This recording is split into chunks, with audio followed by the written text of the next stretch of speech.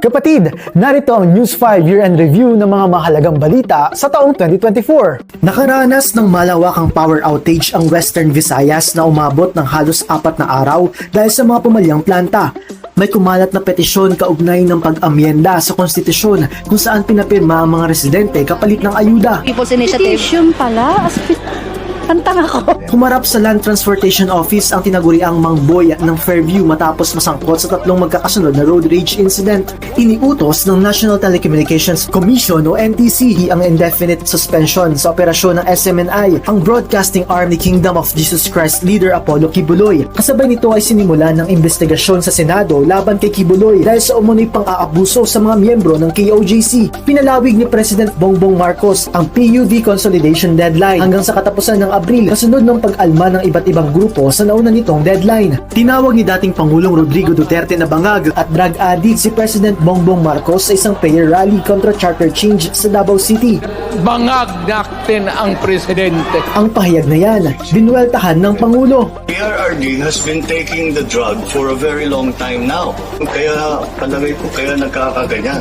Usap-usapan ng umunoy isnaban ni na First Lady Liza Marcos at Vice President Sara Duterte sa departure ceremony ni President Marcos pa Vietnam. Ang mga eksenang yan sa pagitan ng mga Duterte at Marcos ay mas titindi pa sa mga susunod na buwan. Inihinto ng CNN Philippines ang kanilang operasyon sa lahat ng media platforms kasunod ng anilay pagkalugi sa mga nagdaang taon. Kasunod nito ay ipinakilala naman ng RPTV bilang bagong channel kung saan mapapanood ang ilang kapatid shows.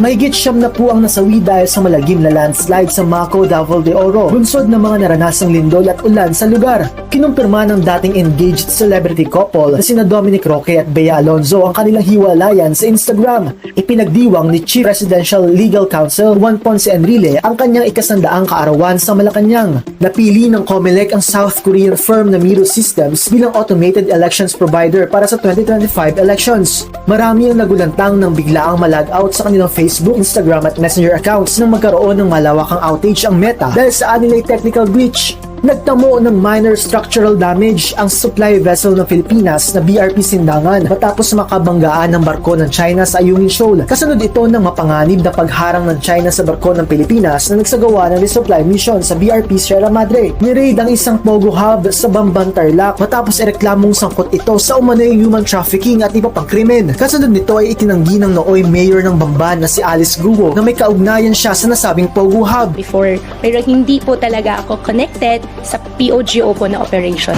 Ito ang pinagmulan ng iba pang malalaking balita na may kaugnayan sa kontrobersyal na alkalde sa mga darating pang buwan. Marap sa pagdinig sa Senado, ang pulis na si Alan De Castro ang itinuturong mastermind sa pagkawala ng beauty queen na si Catherine Camelon. Kalaunay inaresto si De Castro at isa pa sa pagkawala ni Camelon. Inaresto sa Timor-Leste ang pinatalsik na kongresista na si Arnie Tevez, ang itinuturong mastermind sa pagpatay sa dating Negros Oriental Governor Roel Digamo noong March 4, 2023. Inaresto ang isang drug suspect matapos mag-eskandalo sa BGC Taguig. Sinabi mo hindi ka daw pwedeng huliin dahil anong dahilan? Bakit? I am God, I am Jesus Christ. Tumaas ang trend o kaso ng pertussis o whooping cough sa bansa. Kasunod nito ay isinailalim ang ilang lugar sa state of calamity. Ito ang ilan sa mahalagang balita sa buwan ng Enero, Pebrero at Marso ngayong taon.